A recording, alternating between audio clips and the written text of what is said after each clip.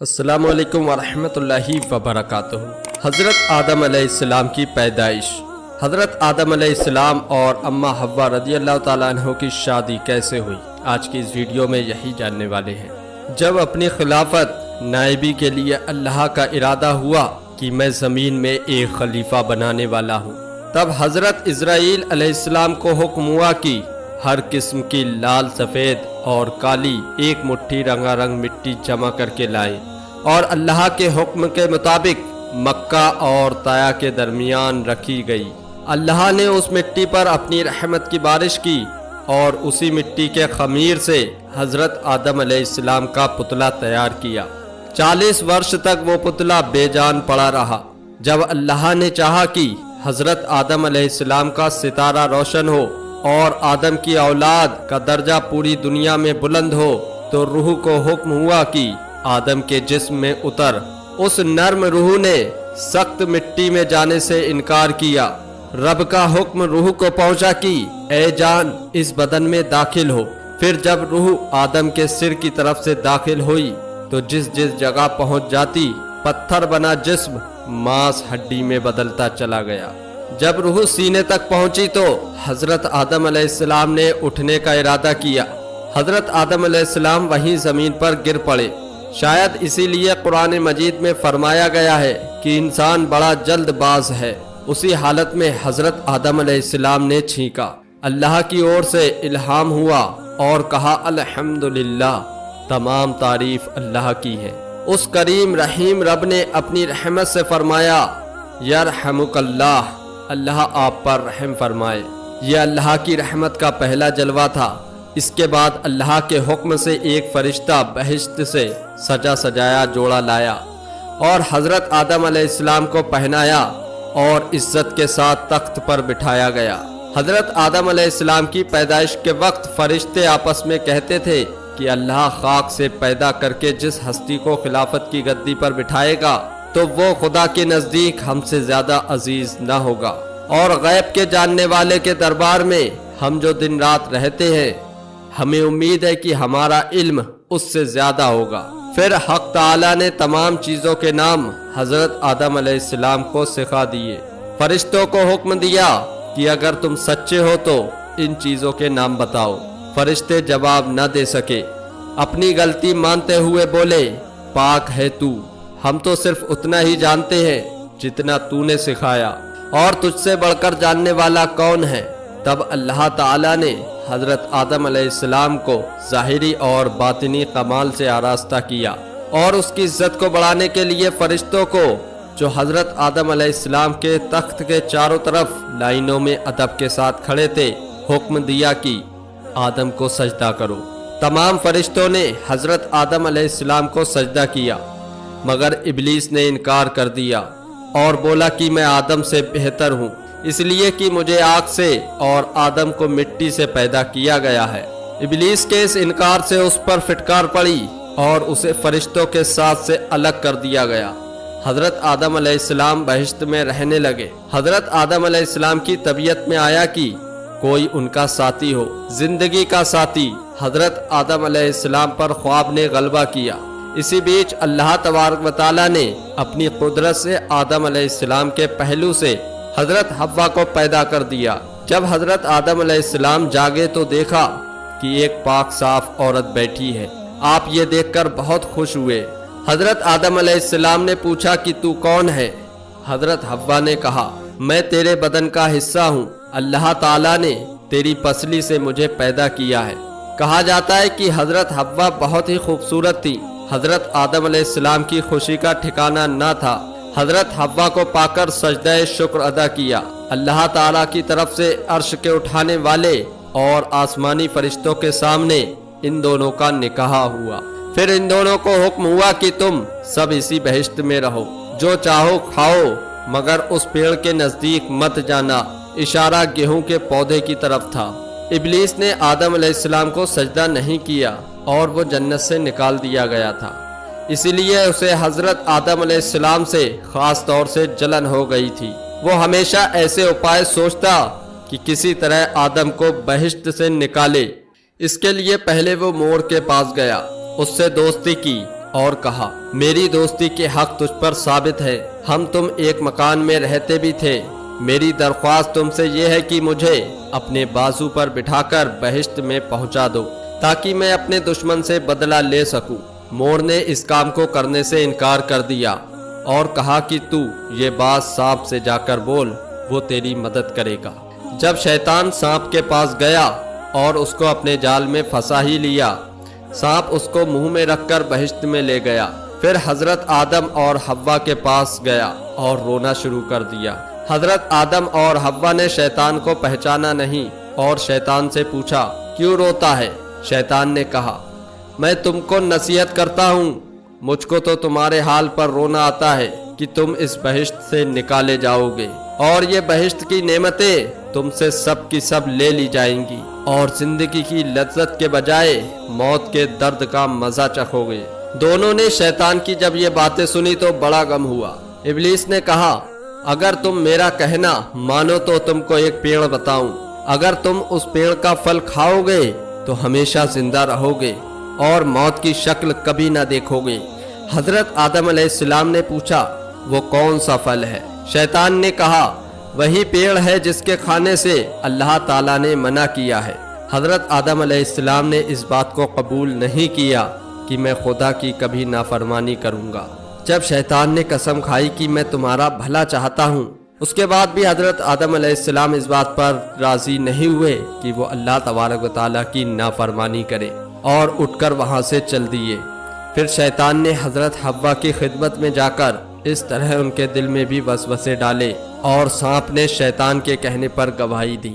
حضرت حوا نے حضرت آدم علیہ السلام سے فرمایا کہ سانپ تو بہشت کا خادم ہے اور وہ شیطان کے حق میں گواہی دے رہا ہے، تو میں پہلے اس پیڑ کا پھل کھاتی ہوں، اگر کوئی بات پڑے تو میرے واسطے خدا سے معافی مانگ لینا، اور نہیں تو تم بھی کھاؤ کہ ہم تم دونوں تمام عمر بہشت کی نعمتوں کو چین سے کھایا کریں۔ کہا جاتا ہے کہ اللہ نے شروع ہی میں طے کر دیا تھا یہ آدم کی فرمانبردار اولاد بہشت میں اور نافرمان اولاد دوزخ میں جائے گی۔ اگر سب کو جنت ہی میں رکھنا ہوتا تو دوزخ کیسے بھری جاتی اور اعمال کا حساب کتاب ہی کیوں ہوتا؟ گیہوں کا پودا بھی اسی آزمائش کے لیے رکھا گیا تھا جو ان کے بہشت سے نکالے جانے کی وجہ بنا۔ علماء نے لکھا ہے کہ جب حضرت حوا نے تھوڑے سے گیہوں کے پھل کھا لیے اور ان کے کہنے سے حضرت آدم علیہ السلام نے بھی کچھ کھا لیے، تو ابھی تک حضرت آدم علیہ السلام کے معدے میں گیہوں پوری طرح ہضم بھی نہیں ہوا تھا کہ بہشت کا لباس جسم سے گر پڑا، جسم ننگا ہو گیا، مجبور ہو کر انجیر کے پتوں سے جلدی جلدی جسم کو ڈھانکا۔ حکم ہوا کہ اے آدم تیرے ننگے ہونے کی وجہ کیا ہے؟ کہا اللہ اس کی وجہ یہ ہے کہ تیری مرضی پر عمل نہ کیا، اس منع کیے ہوئے پیڑ کا پھل کھا لیا۔ پھر آدم علیہ السلام نے یہ بھی عرض کیا کہ یہ غلطی سانپ اور مور کے بہکانے اور قسم کھانے سے ہوئی ہے، جبکہ یہ بہشت کے امین اور رکھوالے ہیں۔ کہا جاتا ہے کہ اس وقت سانپ شکل و صورت کے اعتبار سے بہت ہی خوبصورت تھا، اس جیسا بہشت میں کوئی جانور بھی نہ تھا۔ اللہ تعالیٰ نے اس گناہ کی وجہ سے اس کا چہرہ بگاڑ دیا، مٹی دھول کو اس کا کھانا بنا دیا اور پیٹ سینے کے بل زمین کو رگڑنا اور چھاتی کو چھیلنا اس کا مقدر ہو گیا۔ اسی جرم کے عذاب کے طور پر حضرت حوا اور ان کی بیٹیوں کو جننے کا درد دیا۔ مور کو بھی سزا ملی، اس کی بھی شکل بدل گئی۔ پھر حکم ہوا کہ سب کے سب بہشت سے نکلو اور زمین پر اترو اور آپس میں ایک دوسرے کے دشمن بنے رہو۔ اس طرح آدم، حوا، شیطان، سانپ اور مور سبھی جنت سے زمین پر ذلت اور رسوائی کے ساتھ پہنچے اور سزا کے طور پر سب کے سب الگ رکھے گئے۔ روایت میں ہے کہ حضرت آدم علیہ السلام سران دیپ میں، حضرت حوا جدہ میں، شیطان سیستان میں، سانپ اصفہان میں اور مور کابل میں اتارا گیا۔ اسی طرح ابلیس اور آدم کی اولاد میں ہمیشہ ہمیشہ کے لیے دشمنی پیدا ہو گئی اور قیامت تک یہ دشمنی رہے گی۔ اس کے بعد حضرت آدم علیہ السلام نے 40 دن تک نہ کھانا کھایا نہ پانی پیا۔ حضرت حوا کی جدائی سے تڑپتے رہے، 300 ورش تک روتے رہے اور توبہ اور استغفار کرتے رہے۔ پھر سب سے بڑے رحیم اللہ نے اپنی مہربانی سے حضرت آدم کے دل میں یہ کچھ کلمے اتارے: اے ہمارے رب، ہم نے اپنے آپ پر ظلم کیا، اور اگر تو نے بخشا نہیں اور رحم نہ کیا تو ہم ضرور ہی گھاٹا اٹھانے والوں میں ہو جائیں گے۔ تیرے علاوہ کوئی عبادت کے لائق نہیں، تو پاک ہے ہر غلطی سے اور تیری ہر پہلو سے تعریف ہے۔ میں نے ایک خطا کی اور میں نے اپنے آپ پر ظلم کیا، تو مجھے معاف کر دے۔ ان کلموں کے پڑھنے کے بعد حضرت جبرائیل علیہ السلام آئے اور گناہ کی معافی کی خوشخبری لائے۔ حضرت آدم علیہ السلام بہت خوش ہوئے۔ اس خوشی میں اللہ کا اشارہ پا کر انہوں نے چاند کی طرح 14-15 تاریخوں کے روزے رکھے۔ ان روزوں سے ان کے قلب کو اطمینان ہوا اور جسم کو راحت ملی۔ اس دعا اور روزوں کی اسی برکت کی وجہ سے کہا جاتا ہے کہ آدم کی اولاد میں سے جو بھی اس دعا کو پڑھے گا اور ان 3 روزوں کی ہر مہینے میں عادت رکھے گا، اس کے گناہ معاف ہو جائیں گے اور اس کا دل جو گناہوں کی مصیبت میں سیاہ ہو رہا ہے صاف اور روشن ہو جائے گا۔ اس کے بعد حضرت آدم علیہ السلام کو حکم ہوا کہ خانہ کعبہ کی بنیاد رکھے۔ حضرت آدم علیہ السلام نے جبرائیل علیہ السلام کی تعلیم سے اور فرشتوں کی مدد سے کعبے کی بنیاد رکھی اور حجر اسود کو، جسے وہ اپنے ساتھ بہشت سے لائے تھے اور اس میں عہد نامہ و قول و قرار روز السطح کا خدا نے رکھا تھا، کعبے میں ایک طرف جمایا۔ کعبہ تیار ہونے کے بعد حضرت جبرائیل علیہ السلام نے حج اور طواف کے طریقے بتائے۔ حضرت آدم علیہ السلام ان سب سے چھٹی پا کر حضرت جبرائیل علیہ السلام کے کہنے سے عرفات پہاڑ پر چڑھے۔ حضرت حوا بھی حضرت آدم کے لیے پریشان تھی، گھومتی پھرتی وہ بھی عرفات پہاڑ پہنچ گئی تھی۔ دھوپ اور گرمی سے ان کا رنگ بھی بدل گیا تھا، دونوں ایک دوسرے کو نہ پہچان سکے۔ حضرت جبرائیل علیہ السلام نے ایک دوسرے کی پہچان کرائی، دونوں کا ملن ہوا۔ پھر دونوں اللہ کی مرضی کے مطابق سراندیپ کو آئے۔ حضرت جبرائیل علیہ السلام نے گیہوں، روٹی اور لکڑی پہنچائی، کھیتی کرنا سکھایا، 2 بیل بھیجے اور دونوں محنت مشقت اور سکون کے ساتھ روٹی کھانے کمانے لگے۔ اب حضرت آدم علیہ السلام اور حوا مل کر رہنے لگے۔ دونوں سے مل کر انسانی نسل کا سلسلہ شروع ہوا۔ حضرت حوا کو جب بھی حمل ہوتا 2 جڑواں بچے جنم لیتے، ایک لڑکی ایک لڑکا۔ قابیل کا جنم ہوا تو ساتھ میں اس کی بہن عقلیہ بھی پیدا ہوئی۔ اسی طرح حابیل کا جنم ہوا تو بہن یہودا بھی پیدا ہوئی۔ خدا کے حکم کے مطابق حضرت آدم علیہ السلام کی شریعت میں یہ قانون بھی مقرر تھا کہ ایک پیٹ کی بیٹی اور دوسرے پیٹ کا بیٹا آپس میں بیاہ جاتے تھے۔ حضرت آدم نے اسی قانون کے مطابق ان کی آپس میں شادی کر دینی چاہی، لیکن قابیل نے باپ کا حکم نہ مانا۔ حضرت آدم علیہ السلام نے حل یہ نکالا کہ دونوں بیٹے قربانی پیش کریں، جس کی قربانی قبول ہو عقلیہ اس کے نکاح میں آئے۔ اس زمانے میں قربانی کا دستور یہ بنایا گیا تھا کہ اگر 2 آدمی آپس میں جھگڑتے تو دونوں اپنی اپنی قربانی پہاڑ پر رکھتے، پھر بنا دھوئیں کی آگ آسمان سے اترتی اور جو حق پر ہوتا تھا اس کی قربانی کو قبول کر لیتی۔ جب دونوں بھائی راضی ہوئے تو حابیل نے ایک موٹا تازہ مینڈا اپنے گلے سے جدا کیا اور قابیل ایک ٹوکرا گیہوں لے جا کر رکھایا۔ جب یہ دونوں پہاڑ پر اپنی قربانی کو رکھ آئے تو خدا کی قدرت سے ایک آگ آسمان کی طرف سے آئی اور حابیل کی قربانی کو قبول کر لیا۔ یہ دیکھ کر قابیل جل اٹھا اور بولا، حابیل میں تجھ کو اب قتل کر دوں گا۔ حابیل نے کہا، اللہ تو پرہیزگاروں کی قربانی قبول کرتا ہے، اگر تم مجھ پر ہاتھ چلاؤ گے تو بھی میں تجھ پر ہاتھ نہ ڈالوں گا، میں اللہ پر بھروسہ رکھوں گا۔ لیکن قابیل تو جلن کا شکار ہو گیا تھا۔ اس پتھر دل نے موقع دیکھ کر حابیل کے سر پر ایسا پتھر مارا کہ حابیل شہید ہو گئے۔ قابیل نے بہت بڑا گناہ کیا تھا۔ حابیل کے شہید ہونے پر قابیل جب ہوش میں آیا تو پریشان ہو اٹھا، بھائی کی لاش اٹھائے اٹھائے پھرتا رہا، سمجھ میں نہ آتا تھا کہ کیا کرے، کس طرح لاش کو دوسروں کی نظر سے چھپائے۔